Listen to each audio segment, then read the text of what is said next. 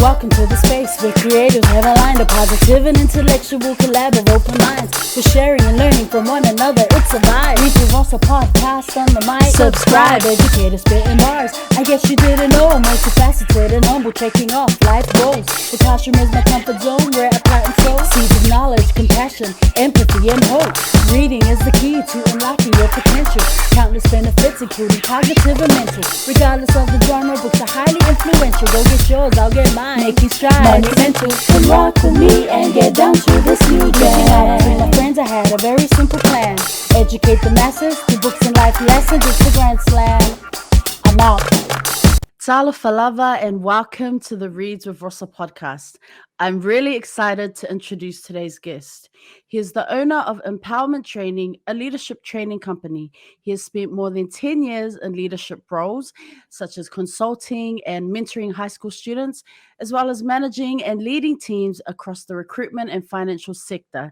He is one of the co-authors of Tama Samoa, the brother book Tama Samoa, which you will hear more about throughout this podcast. It's an honor to welcome to the show Mani Malaeulu. Woohoo! Hey. Welcome, brother. How are you? Malola Sofua. Hey, Maro, lava Rosa. I was just commenting before about how much I love your work and obviously the purpose about getting our people out there. So thank you very much for the introduction, and it's such a privilege to be on your show. Thanks for having me. You know, it's always it's an honor. It's an honor to have you here. I've been meaning to get you on here for quite a while. Just a real fan of the work that you're doing in the community, in your community, and the spaces that you are working in. So, you know, we need to give people like you their flowers because you're not always getting that recognition. And I do know that you don't do it for recognition. But I was adamant, okay, we need to get you on the show so we can give you those flowers. We can tell people, hey, look, check out this company. This is what they're doing to impact the lives of young folks and our people, our Pacifica people. So thank you for being here. Awesome. Before we begin, I'd like to ask you just, shout out your villages and just a brief introduction, if you will. Yeah. So Talafalava is, as you've mentioned, Rosa, my name's Mani Malaeulu. I'm full Samoan. I live over here in New Zealand, Aotearoa. I was brought up in Wellington. I was actually born in Samoa, so my village is back there, Lurumuenga, Whaleula, and also Lanu and Savai. So that's both my parents there. And I come from Wellington as well. Well, as I mentioned, I was brought up here in Wellington, and currently live in a little suburb. It's becoming a busier suburb here in Wainuemata in Lower Hutt. And married to Dalia Malaeulu, and also got two young boys as well, Mason and Isaiah. So, and as you mentioned, yeah, I'm the owner of Empowerment Training. We run leadership and wellbeing workshops for companies and colleges. And as you say, I'm the co-author for Tama Samoa. So that's pretty much me. Yeah, for those who are watching, you can see there's a poster on the back of the wall. You can see part of we'll get into it. Yeah, Artwork, and actually it's this book, but we're going to get into it. Were you a reader, like growing up in school? You know what? It's funny. When I explain this to people, I actually really struggle to read. I really struggled to read, and it wasn't until later on that I really started to, I guess, pick up a book. I was actually I don't know if I should say this, but I was in my early 20s before I read a book from like front cover to back cover. And it was a book that I was actually really engaged in on the topic that I was engaged in. So, but during the time when I was younger and I was trying to, I suppose, get my head around this whole reading, I became nervous and anxious. And because of those feelings, I sort of turned away from it. And so that was probably the main reason there. Thank you for sharing that, because people but nervous to share stuff like that on here. But what it is it's good for people to hear, because I've had other guests who have also shared, oh, you know what, I actually didn't really get into reading or understanding what I was reading till I got to college or to university. So thank you so much 100%. for sharing that. You're the owner of a leadership training company, but I was wondering, when did you start realizing that you had that potential in you to be a leader? Or were you someone at that age who was kind of like, oh, I don't want to be part of this. I'll just follow someone else, like. Yeah, no, that's a good question because I think it started at an early age. Yeah, it started at an early age, but it really came from my father. Mm, So, yeah, so I'm the eldest boy in our family, and I have got a really, really close relationship with my dad. And I sort of just followed his example. He was, took lead roles within the church. The values that he brought in terms of alofa, mm, respect, and all the Pacifica values that that we all portray in some way, shape, or form. I think it was sort of around 10 or 11, that sort of intermediate kind of age. I mm, sort of thought, oh, you know what, I've got something going on here. I didn't realize it at the time. I was sort of just going with it, mm, and sort of just had to find myself and find my feet. And then you go through college, and all the teenage, mm. I guess, all the teenage testosterone that comes with, going through college, and like, I'm one of those that went through the first 15, Oh, broke your yeah, yeah. system, and you sort of have your chest out, your shoulders back. Uh, It's all right. We don't need to revisit if it's painful. No, Yeah, I'm just kidding. yeah. Okay. So yeah, so and then obviously Polyfest and all of those sorts of things, and Mm, just naturally went that way, I guess. But there's a lot of us, there's a lot of us Pacifica, Tim Pacifica, or even Tene Pacifica, mm, that are really stepping up through colleges and whatnot. But as you say, it was really family. It was really mm, my dad that really anchored me. Unfortunately, he passed away about 10 years ago. So 10 years this year, he passed away as I was going through my career. Personal development and professional development really became a real passion of mine. The academic system, and mm, the process of going through the academic grades and getting your grades. I'm not very academic in that way, but I knew I had that sort of leadership skills, and I knew I could lean on that if I could just hone in on that. So mm, after college, uh, I came across a guy by the name of Tony Robbins. He's like a business strategist, motivational speaker. It was his work that gave me sort of that fuel to go, hey, you're more. You can actually do mm, something with whatever it is that you have. Go for it. Yeah. So, and mm. then that sort of led into some of the job roles that I had. You're sharing about your father. Was he teaching you, or were you learning from him things related to Anganu'u? Like, were you learning about that part of your culture and who you were as a Tama Samoa? Yeah. So there was quite a bit of that, growing up. Him showing us how to, how to treat other people, in the Mm, Pacifica way, in the Samoan way. When people would come over to our house, or when we'd go to church, or even mm, being part of the Sunday school or the youth groups. But a lot of the time, running in parallel, I suppose there was a little bit of confusion there as well, mm, because even though I love our Pacifica culture, I love I love being a Samoan, I'm very proud of it. There's also, areas that gave me a little bit of confusion. So, my dad, I just watched how my dad was able to deal with that. Things like mm. offering money, and Yeah, Falavelave love, and things like and that. Like, all of yeah, those yeah. sorts of things. Mm, Yeah. So, but it wasn't until later on, in life, that I really found out those lessons that my dad was trying to teach me, or mm, teach us as kids, and I guess it's that reciprocal, um, cycle that we have that's so beautiful, that comes back to us, and it's mm, just a beautiful gift. So, but I think respect was such a was such a huge value for him, and I guess, in some ways it sort of rubbed off, on myself, and all the being humble, being, mm. in terms of how you go about your business, and how you treat others, all of those sorts of things. Let's talk about Empowerment Mm. Training New Zealand. And it must have taken a lot to get that running. Like, how does one establish a company? What are the first steps that you had to take? Like, did you have to majorly upskill, that can't before you kind of got into it? Or is it really this dream that had always kind of been like festering, that's sitting there? You're like, you know? Yeah. Yeah. Far out. I'm glad you said that because it had been, I suppose it was a dream that it was sort of just set in the back of my mind. It was subconscious in terms of how I was um, speaking to people, how I was communicating to people, in terms of getting into that field of personal Mm, development and also leadership. And it wasn't until I I started, I guess, mentoring other young men, other young, in particular, Tama Pasifika, but just young men in general.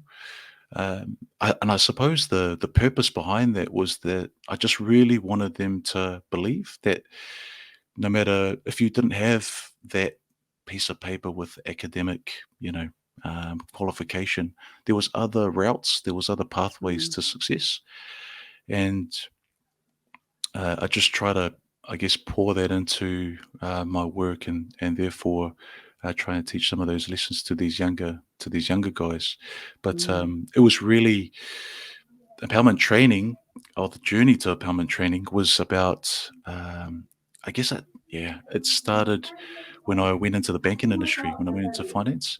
So I just started off answering the phones mm, in a call center, and so I didn't really know.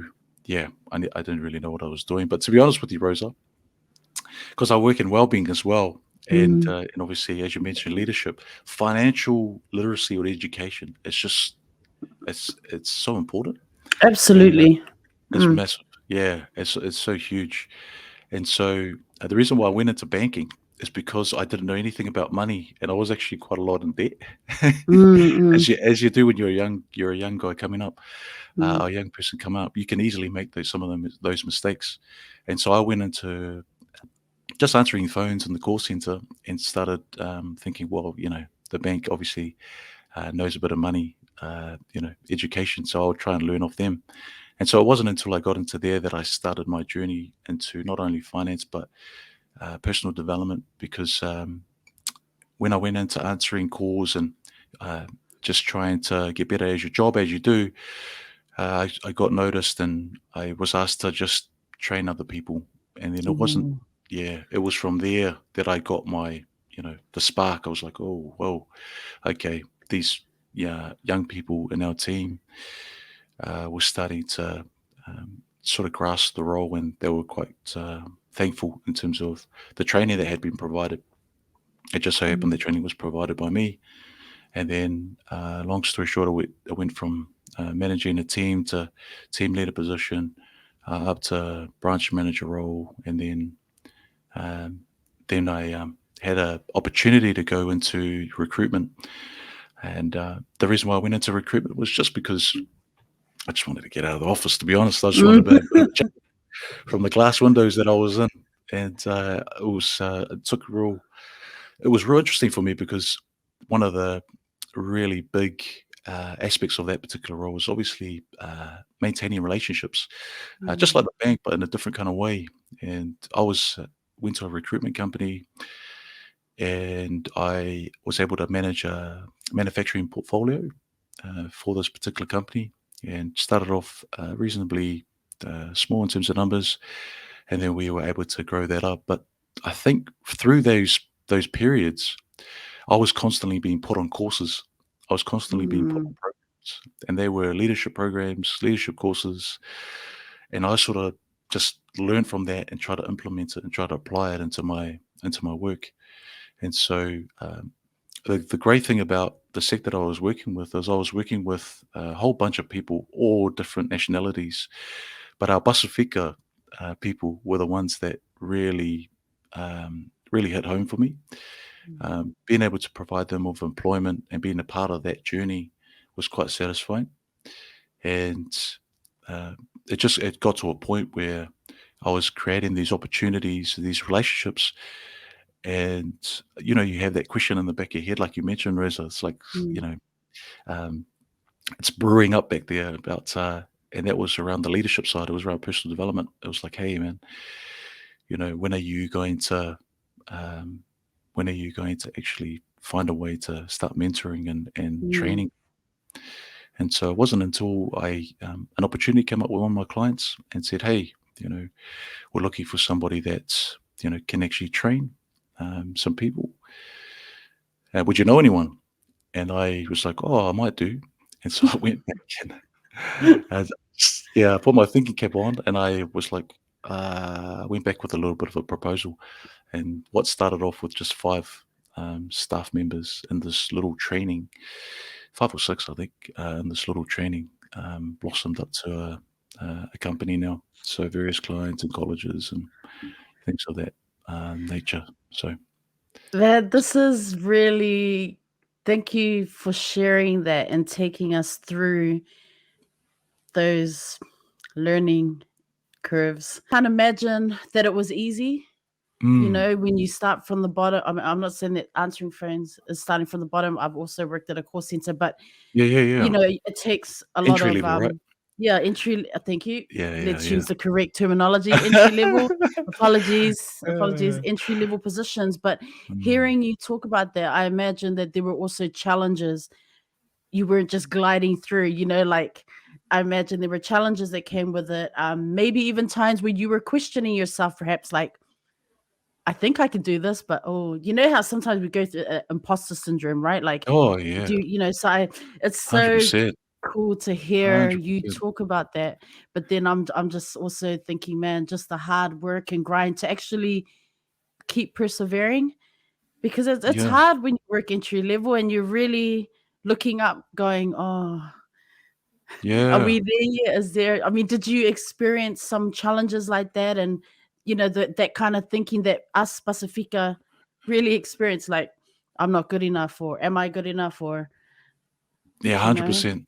100%. I experience that a lot of the time.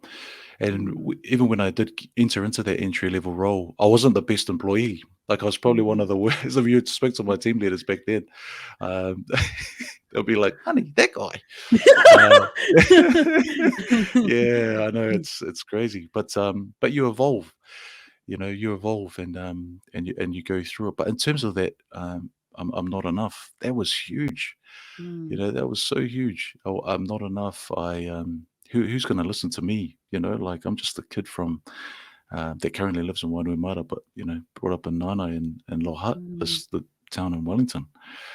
Who's even gonna pay attention? But but it's surprising how much you actually have in you that you can actually bring out, mm, and the key is to just get going. If you're really passionate about it, if you're really passionate about it and you think, far out, I don't know if we could do this, and you have those thoughts in mind, which I certainly did, mm, it's not until you actually really get into it that you think, oh, you just, because all you really need is, that one client or that mm, one contract or that one person to be able to validate that voice that was in the back of your mind all that time going, mm, see, I told you you could do this. I told you, and sometimes we turn the volume or we turn that voice down for all sorts of reasons. And yeah, I mean, there's massive challenges around I'm not enough, imposter syndrome. mm, Even now, it creeps back in. But over time, you learn to manage it a bit better, mm, and the experiences and the results that you produce are able to just quiet down that doubt, the voice of doubt that sometimes creeps in. And mm, you know, I suppose people go through challenges of, tall poppy syndrome and, the people that they surround themselves with and, um, those kind of barriers and those voices that are from, external and they make mm, you question you, and they go, hey, do you really want this? Do you really want to go ahead and do this? And that's up to you to answer. But once you find that drive and you kick back into it, um, it's yeah, it's a beautiful thing to be able to do mm, what you love to do, um, and make a living from it or mm, create a business out of it. So so yeah, but I started empowerment training about 3 years ago, so it's not mm. long. But the timing Mm. of it, I started it a month before COVID, Oh, and so wow. That yeah. must have been hard. Oh, it was, yeah. Yeah. So even that, circumstances can actually throw a spanner Mm, and mess a few things up. But yeah, a month through COVID and everything sort of shut down. So being able to withstand that and mm, transition a little bit online and trying to navigate the online world, mm, like many companies, I'm in the same boat with many other companies that run training programs. mm. But yeah, even even that as well. And it can just from there coming through today, I guess I'm really blessed to be able to stick it out because we're really excited about where we want to head to and the impact that we want to make out there. So then let's talk about the work that you're doing with schools. I Mm, want to focus on schools because I also want to talk about uh, Tama yeah, Samoa. But you know, it must be so rewarding the work that you do, especially when you're connecting with the young folks, well, young men, our young Pacifica youth. Can you share a little bit about that work that you do with schools in your community? yeah, sure. So I'll start off with what we're doing just recently, and I can sort of Mm, just tailor it back a bit. So at the moment, we are running Tom Pacifica Wellbeing workshops, and we've actually created a journal, Rosa.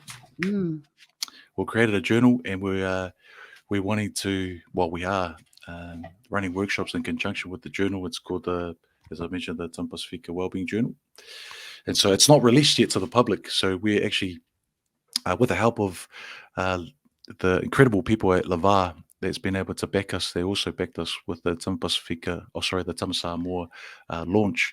They mm, were able to really help us and get behind us with regards to this. So we've been able to help out a small group of Tama Pacifica and some local colleges around the area, around our Wellington area. And uh, what we do is we use this journal here, and I don't know if you can see that, but mhm, there's three anchors to that. So it's connect, Talanoa, and heal. So those are the three anchors to the journal. So this is very much, as it mentions, well-being. But one of the key things from that is really connecting back to who you are and what makes you you. mm, Uh, Not just your culture. There's a strong aspect to that, but just what makes you you in terms of your strengths and what you like, your interests, and things of that nature. And what we're finding is that uh, one of the keys of getting through mental illness or mental health, one of them, there's many of them obviously, but is one of them that we believe is really finding a way to connect back to who you are. And we run workshops on how to do that. And also how to strengthen your Talanoa skills or sharpen your mm, Talanoa skills. And then there's some strategies there on how to heal from any trauma, any past experiences that you may have gone through, um, mm, or they could be recent experiences. So depending on the particular student. So we do that with Tama Pacifica. It's been incredible. I heard you mention as well that the classroom setting is very different mm. for us. We're not just sitting there and just listening to me ramble on like I'm doing now, but You're fine. This is we important information. This is oh yeah, why I needed you on the show. I was just like, because I see the work, but there are a lot of other people who haven't even come across the work that you're doing. So this is, yeah, hey, this is important. This is important information and knowledge and sharing Talanoa, that I want to raise awareness and say, hey, look at what this group of people are doing to impact the lives of our young folks in the community. yeah, It's so important. So yeah. please cut it out. Stop. Continue. No, thanks, Rosa. Yeah, it's just real satisfying to be able to share this with them and Mm. be able to go through it with them. And we've approached many schools as well. And yeah, I am going to say it is that Say we it. did have a school that declined our Mm. request because, and their reasoning was around that some of us figure don't know how to write Oh my or they don't know gosh. how to, yeah. I know. This is why we need people like you, though, doing what you're doing, Yeah. because I feel, it's like with educate like teachers, like students respond in different ways depending on who is in front of them. I feel like students can read when a teacher is interested in their story or not. Yeah. Do you know? Like, man, that's Yeah. really sad to hear. And the thing is, it's actually about them, Mm, so it's their story. And mm, it's a lot easier to be able to articulate mm, in ways around who you are with a bit of help. mhm, For some people, it comes easier than others. Some people just need a little bit of support. Um, but yeah, the reason why I mention that is because we therefore show through our social that our Tama Pacifica are actually writing in these journals. Like there's all of them. So, and some of the things that are coming up, Rosa, it's like it's incredible stuff. Incredible learnings around their past, what they've been through, some of the experiences that they've gone through. Um, it's just crazy, and some of the connections that are happening as well. I mean, we were speaking to some students that are reconnected with their fathers, mm, and that's something that they had down as a Talanoa goal, mm, to be able to do that. And so that kind of stuff really moves you, and it really hones in why it's so important to get some of these thoughts down, because the stats don't, you know, they they don't favor us in terms of well-being and suicide and mm, anxiety and depression. mm, All of those words um, that are out there under this umbrella of mental health, in particular for our Tama Pacifica. So, uh, yeah, it's people are connected in some way to some close person mm, to them that may have either going through mental health issues, may even gone to the extent of choosing to leave this place, mm, take their own life. So with that in mind, it's really been a driver for us to go, hey, how do we get Tama Pacifica, in particular in this project, to really articulate what's going on for them in a real authentic and honest way, and make it fun, make it interactive, make it engaging, connect back to who they are, but also helping each other connect with those that are around them, and create those support systems that are really really crucial. mm, We say, there's a saying that we say, men don't talk, you know, but we do talk. We just need to find the right people to be able to do that, and also not just only that, but we also need that confidence and that mm, courage to be able to go, look, this is what's going on for me. It's wrongly or rightly, this is just what's going on. And that's a good starting point, or it is a starting point, that we can mm. actually, I guess, build off. And this tool of journaling is just a way of actually, helping them navigate through some of those experiences. Are there phases to the project? What I mean is, um, the well-being journal, like you said, creating space for authentic interaction, authentic engagement in Talanoa.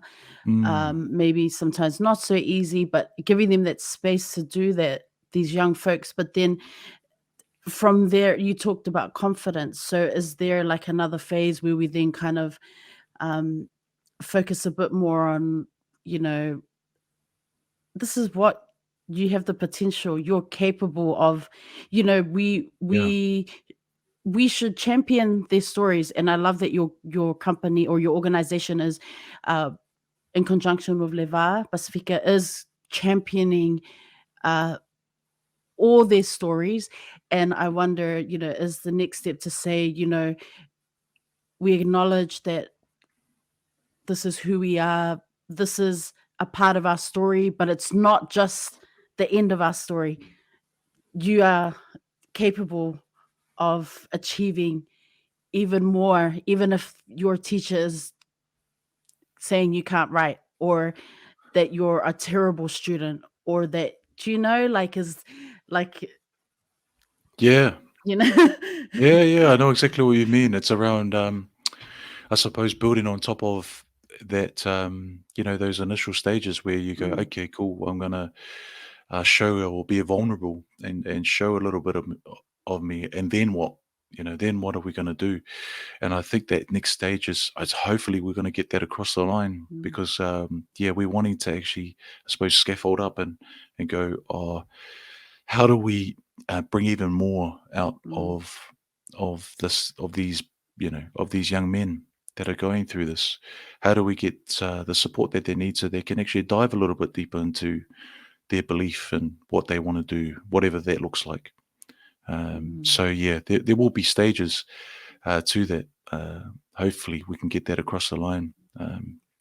But yeah, I mm, guess this first stage was trying to develop the journal through mm, Mila's books as well, and with partnership with them and their incredible team, mm, and also just get it out there to see and get the feelers out there in terms of how it would be, I suppose, received, and the schools that we're working with at the moment. And don't get me wrong, there's plenty of schools out there that are really really open to this, mm, and the schools that we're working with at the moment have just been incredible. The teachers that we're dealing with, they know the importance of this.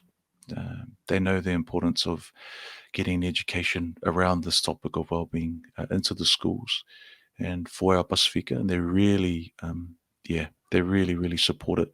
So we're really grateful for that. And with that said, we hope to be able to go back and do that. So we've run a couple of workshops with them already, mm, which is cool. But we're hoping to continue it in some way, and we've got a few ideas on how we can actually do that and give them some really powerful experiences that can really shift some of their way of thinking. Yeah. mm. I wanted to talk about Tama Samoa, this Yes. book. Fam, Tama Samoa, you can, I mean, I'm sure you've seen it if you follow me. Like, I always put it on blast. Mila's books. Shout out, first of all, shout out to Mila's books. Everyone knows I'm a Mani Malaeulu fangirl. No shame in that. I didn't care. Love her work. Oh, so Dahlia is Mani's wife. Like, what is she talking about? So yes, Mani is the other half of Dahlia, but yeah, Tama Samoa, and just the books that Mila's books are just putting out into the community. You know, our stories for our Tameti. Love that Mm, hashtag, and I want to talk about Tama Samoa because yeah. this is directly, this is, well, Mani was co-author of this, is what I should say. He co-authored this, the husband and wife and husband duo, power Um, couple. Oh, I stop it! So cool, love that. man. I love it. So tell us, Thank you. did you ever think you'd be a co-author? And I guess, man, what was this experience like for you? Yeah, to answer that first question, no. No, I don't think I was gonna be an author. Yeah, no, I never, um I mean, I had it brewing in the back of my hand. I was maybe gonna write a book later on in life, but, yeah, nah, not like this. Mm. Yeah, it was really Dahlia, that, my wife, yes. Gotta give That, her flowers over and over. I yeah, mean, yeah. amazing. Just the heart for children and young folks and our people is, sorry, continue. Yeah, Fangirling. no, no. No, no, don't, yeah, don't be, sorry for that. Yeah, you're exactly right. All your words there, Rosa, and more Dahlia is incredible. Yes, she is my wife, and she's, I guess I'm very blessed to be able to be sitting, I guess, in the front row of everything that goes on and how it's developed from where it is to where it is now. And I'm incredibly blessed as well and grateful to have partnered with her with Tama Samoa. But yeah, I when she first mentioned to me, it was off the back of tennis Samoa, so it was towards Mm. the end, and Tennis Samoa, yeah, fam. Go buy the there you book. go. There you Can't go go. wrong. Yeah, there you go. Lani.co.nz. Just saying. Yeah, so it was off that, and that was an incredible experience, even just to be able to witness that Mm, unfold, because that was in the first lockdown. So that was when COVID hit, and it's Dahlia, knowing Dahlia, she when she has an idea, she goes for it, and she had a lot of time on her hands as she went through that. It wasn't towards the end that she was like, "We need a Tama Samoa one out there," and I was like, "Oh, that's awesome. That's a great idea." Little did I know she had me in mind to write it. You know, she was like, "Oh yeah, I'm gonna get you involved." I was like, "Oh wow, cool, yeah, awesome." And then it sort of unfolded that she was like, "Yeah, you're gonna, yeah, we're gonna actually get you to write it. mm. What do you reckon?" And I was like, "Oh wow, no." I was like, but it was comes back to those thoughts, eh? Yeah. Hey, Rosa, it's those thoughts of like, am I good enough? Mm, Why would anybody read? mm, Why would anybody read this? Like people will read your reading, but why would they do it for me? Like I don't understand. But it just made sense in the end. I didn't see it at the time, mm, but I just started, typing away, and I'm a real slow typer too. So I'm mm. like, oh my gosh, this is like, oh wow, this is painful. But no, we're really proud. We're really proud to Mm. be able to bring this book to the market and bring it to our people. We've got So good. we've just been overwhelmed in terms of the reach that it's had, the impact that it's had, um, and the stories that are just coming back in terms of how it's impacted people, their Mm, families, and their just our Pacific people. It's really really cool, and mm. thanks, a massive thanks to you too for your review on that. We really want to thank you for that too. It's been it's been it's much appreciated because all of that helps, and it's I guess it's the bigger picture.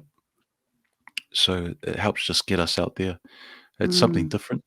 We don't necessarily have a Tama Samoa or Tusi out there. So I guess, that's why it sort of resonates with quite a few people. I want to shout out Alex Tuaoi. He did Amazing. the cover art. It's so beautiful. Like Yeah, it's amazing. like I'm really looking at someone's better for. I mean, it's so vivid and the details are so intricate. It's beautiful. Shout out to Yeah. the All Pacifica team. This is what I love about Mila's books and Dahlia's work is just that real emphasis on by our people, for our people.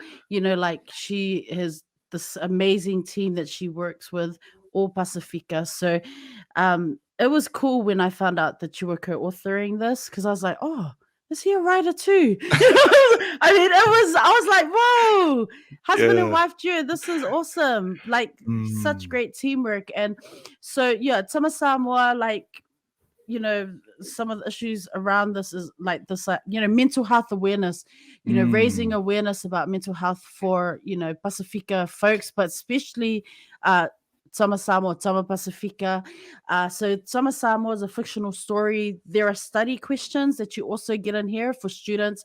Um, and it focuses on the Tama Samoa project, which is a space created for 14 Samoan male students and educators to share their own boys to men stories, mm, lessons, their journeys, like speaking their stories and sharing that in the hope that it can help others. mm, But man, the stories that are shared in this book are so, just like with, what we learn in Tene Samoa. It's a fictional story, but the real stories that are shared, it's so it will resonate if you are a Pacific Islander or Samoan. These stories, I think anyone, the human emotions and those experiences, it will resonate with you. Like it's mm. there's a lot to unpack in some of these stories, and I feel like the contributors, it Oh, took a yeah. lot of courage to share because there are some young student, like high school students who shared in this book, and it's just so powerful. uh these are educational resources that we need, uh we need in the classrooms, in Aotearoa. Can I tell you the children's books, the language books, the illustrations are really cool. All kudos go to Darcy Solia. He's Yes, just an incredible talent. Incredible talent. But amazing. yeah, Alex on the Tama Samoa, he done an amazing job. And that's yeah, a shout out to Lambros as well, which is Dahlia's cousin, who was the Mm, model for that cover. I mean, as you say, it's like I think everybody knows, like in terms of characters, everybody knows a Sione or a Tavita mm, or a Lima or you know, everybody knows them in some way, shape, or form. So mm, it's yeah, it's pretty cool that it resonates with a lot of people. We were just mm, talking to a teacher just the other day, and he was just saying, you know, how his Pacifica students, you know, in their class after reading it, come up to him and ask so many questions around, you know, Tama Samoa and, oh, I know this guy. This is exactly like, you know, yeah. whoever their mate is or whoever their also is. You know, I know this other guy. You know, so it's really cool that it resonates with people like that. And Mm, also, it's really cool that it resonates with people in terms of the well-being side as well. You know, you yep. talked about the Anganga Samoa and being able to connect back to the language. There's experiences there, real life experiences too, from educators and also from Mm, our students that talk about the struggle with that. You know, and trying to connect back to that, or trying to connect back to them with that, uh, and um, and that resonates with quite a few people as well. So, but yeah, it's there's something in it for everyone, I guess. Um, mm, yeah, whether you're a teacher, a student, or yeah, what have you. mm. I feel like non-Pacifica would really benefit from educators from reading. Oh, Um, people who are in Pacifica spaces but are non-Pacifica would benefit from this because Yeah. from these books, from these educational resources. I think it Yep. tells you a lot. And like you said, we all know a Sione. We all know someone like that. Yeah. We all know someone like that, eh? So the kids in your when the schools are coming, do these schools have these books at their school? Or Not all of them. is that okay, so uh that's a whole nother phase or step that we are working Yeah. on. Yeah, that's another step that they're working on. But we've been very fortunate as well because Mm. with Levar, we actually give this out with the journal to the Oh, students. that's so cool. Shout out Levar Yeah. Pacifica. You can So, find them on all social media platforms, Levar Pacifica. so yeah, they've been incredible in terms of giving us the green light to be able to get that to them and in their hands. And we've had students Mm, now, when we go back for the second workshop, that come back to us and say, you know, Mani, I read, you know, someone's, you know, whether it's, you know, a student, Eman or Emmanuel or Sangi or, you know, Mike Savali, whoever it might be, Leko Alosio, it's mm, something has resonated with them for some reason. And then that's also really powerful because we can unpack that, you know, and go, yeah. hey, okay, you know, why, you know, what is it about that, and so on. So, so that's really cool, and it just shows, it just shows the strength and the power that of of how connected we really are. You know, Mm, it's just yeah, we're so connected through our stories. You know, and we've all got stories. Um, it just so happens that this book captures a few of them, and mm, it's only you know, as you know, it's a very small amount, but it brings out the stories, and that's what we mm. want. That's what we want. Yeah. Absolutely.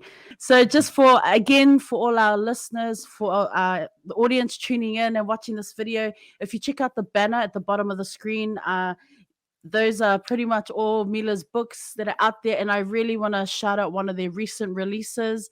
Um, it's called Pacifica Navigators, which you can see down the bottom there. It is the first book of its kind, which captures the voices of 52 high school students across Aotearoa, New Zealand.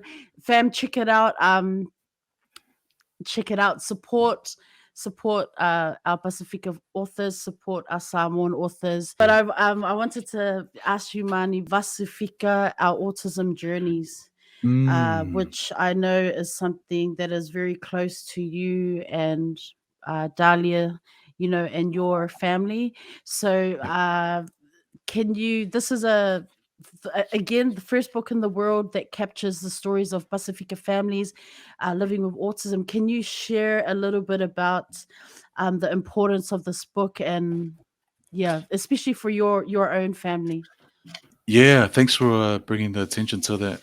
So, um, yeah, Vasavika, the book Vasavika captures, as you say, just the journeys and stories of our Pasifika families going through autism, or having a child in their family going through autism, and Mm, sharing the journeys of challenge, of struggle, of hope, of I suppose perseverance. All of those things that, and I know those families that ever get to hear this, they know what mm, I'm talking about there. Uh, but yeah, it's just bringing awareness to autism, and also bringing awareness within our Pacifica communities, because from doing this work, or watching Dahlia do this work with Mila's books, and the families that she's been able to connect with, and the communities that she's been able to connect with, it's actually really common. mm, Yeah, it's really common, and I think the main thing is that, hey, it's actually okay. You're going to be okay. The families are going to be okay. There's actually support out there. Uh, there's there's lots of support out there. Um, and you don't have to go through it alone. And I think that's that's a powerful message, just to get out there to our communities. What's connected me to this particular Tusi is our son, our eldest son, Mason. He is on the autism spectrum, and we found out when he was, I think it was like 3, 4, maybe 5, around that age. mm, And so um, it was through that journey that you know he uh, he actually became our teacher in mm, so many ways, because we had to learn how to deal with Mason going through that. We had to learn about autism. We had to learn about different strategies. We had to learn how to still get the best out of him and understand him a bit better. And with that said, over time, it's gone so much. Yeah, it's just gone so much better. Mason, we love him dearly. He's just a, yeah, like many of all of the, the kids that are on the spectrum are beautiful, beautiful kids, and it's all about just celebrating those gifts that they have, and those little tendencies that they have. So yeah, that's how I'm connected to this particular mm, Tusi. We've just recently had a comeback from a launch up in Auckland, where we launched this particular Tusi. We got to meet some of the other families and some of the other kids. Some of them we knew, mm, and some of them we met for the first time. We're able to talanoa with some of the parents, and to be able just to exchange stories, and mm, also to be able just to learn as well from each other, and really embrace each other in terms of the struggle that we've been through, and also the hope, and the hope that the future gives, because some of these kids that are on the spectrum are now a little bit older, so they have a bit more experience under their belt in terms of what they went through. So it's really, really uplifting, um, to be able to see that and witness that. And that's just I suppose, a scratch on the surface, not even a scratch on the surface in terms of what's out there in terms of the families, and um, those lessons, and the strength in those stories. And we were just talking about how we need to get those stories out there. mm. When I say we, I mean Mila's books, or Yes, yeah, yes. yeah, always, obviously, always supporting them in some way. But yeah, yeah, really important. And we feel hopefully that this book will resonate with a whole bunch of families out there, and our people out there. So Mm, massive, massive. Congratulations to those that contributed as contributing authors, the families, and those that actually were involved in putting this together. mm. Yeah, we met some amazing people along the way. So yeah, really, really cool. So check it out, everyone. Check out the book. I mean, it's not just about raising awareness, but it's sharing these stories um, that are not being championed. We need to champion all stories. So Mila's books is definitely ahead of the game and just doing that. Like our people need to hear and read and learn always. So Yeah, yeah, 100%. And um, mm. yeah. So Sorry, sis, can I say something else? yeah, please go ahead. Go ahead. So I forgot to mention that. Tama Samoa Mm. was awarded, given an award for Oh, the Storyline's Notable Book Award. It's the yes, yeah. So it won the Young Adult Fiction Award for 2022 from that's years right. 13 to 18. So I didn't realize how big that was until It's Dali explained huge. it to me. It's Yeah, I huge. know. Thank you. And thank you, Mani, for bringing that up.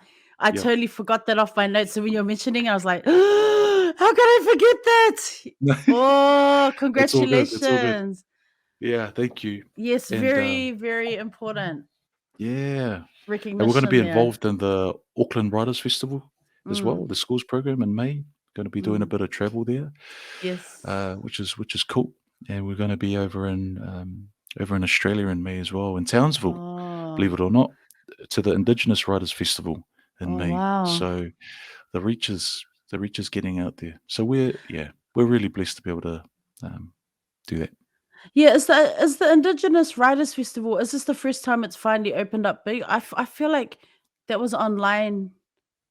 I feel like I've read about it somewhere. Was it online before? Maybe during COVID, and now it's Possibly. like finally opening up. Oh, that's exciting. That's really exciting to hear. What's coming up. Self care, because Mm, as you've been sharing uh, throughout the podcast, I've been thinking about the emotional side of things, mm, the well-being, but not just that you're teaching about well-being and wellness, but yes. I'm talking about for you and your team. Well, especially for you, like how do you are you able to disconnect at the end of the day, or is it this 24-hour cycle of work? Like how do you look after yourself? Yeah, that's a good question. So, to be able to disconnect is huge. I think physical activity, like Mm, so, yeah, physical activity, going to the gym is something that I do. Even I've been getting into boxing lately, mm, so that helps. But I've also taken on, yeah. So I've also taken on doing cold water plunges and breath work. I'm like, can you explain? Yeah, so all it is just going into cold water for about whether it's in the shower or Mm, out at the beach. I mainly do it at the beach, but I usually do it really early in the morning mm, if I can. And I go in there for about 6 minutes max. And that what it does, it just releases a whole bunch of oxygen to mm, your brain and around your body. So that and then after that, I have a bit of time where I can say either a little bit of a prayer mm, of gratitude or meditate. And yeah, so I keep that as part of my practice.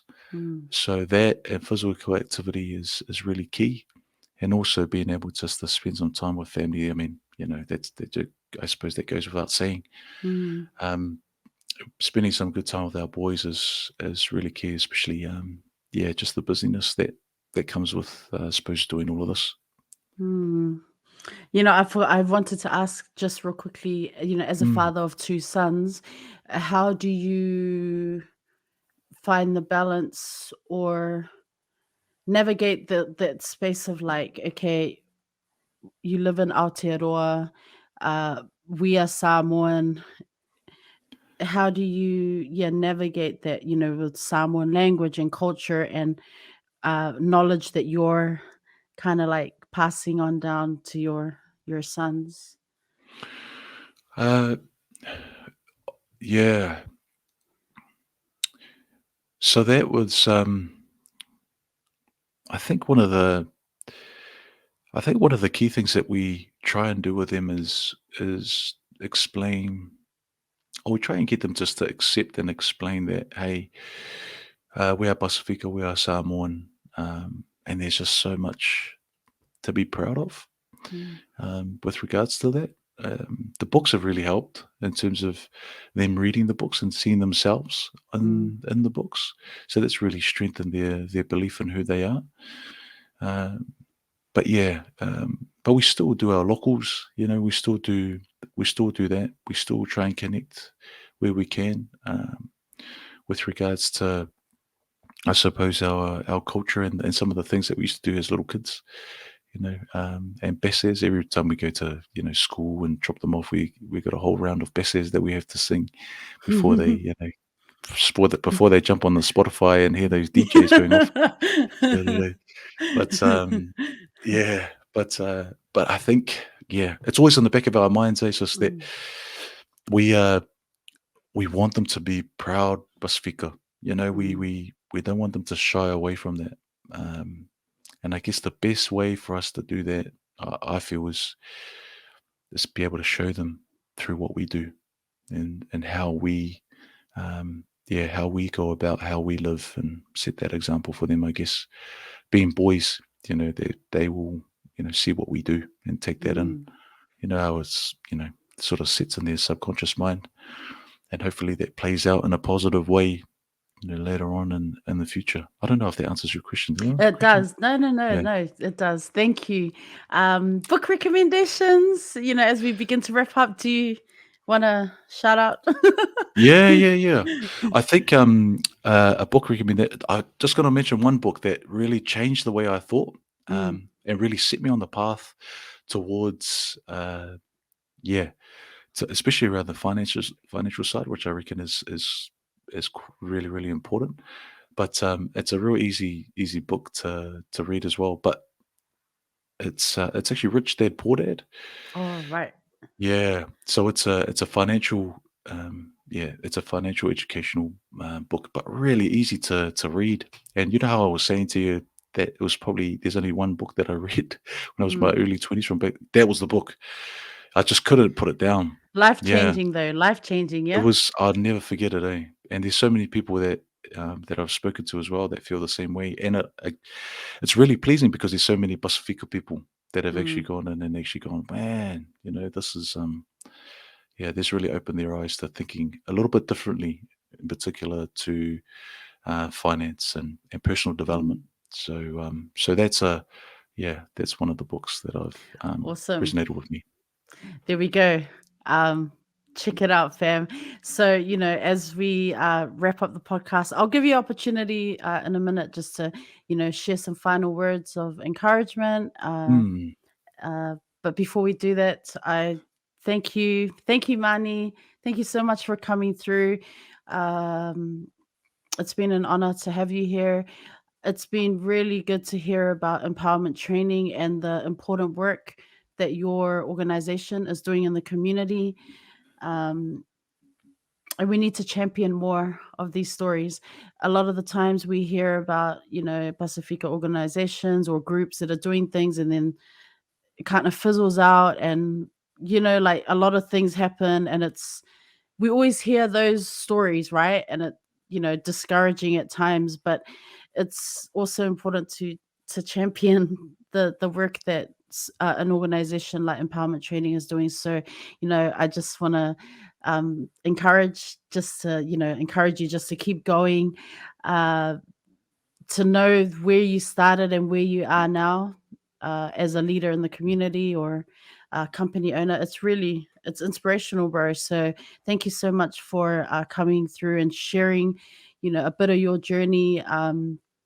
Wishing you, lots of alofa coming out to you and Dahlia and the kids. I, I'm such a fan and supporter of the work that you are all doing out there. So thank you. Thank you so yeah, much. thank you. Thank you, Rosa, for the work that you do. As I mentioned before, it's really awesome to see you continue to do the work that you do and put our people out there. I think it's so I think it's so important, to be able to get our people out there and for our people to be able to see our people do some Mm. amazing things out there. So I'm really humbled and grateful that you reached out to be able to do this. and to be able to share a little bit about the journey in terms of what we've been up to. And I hope this resonates with those people out there. And I just hope that I hope that you guys continue to do that work, Rosa. And I hope that people out there watching, whether they watch this or other podcasts, they really get some drive from that, and really get some fuel from that, some inner fuel, so that they can continue doing what it is that they love to do, and know that it is actually possible. Know that it is actually possible out there.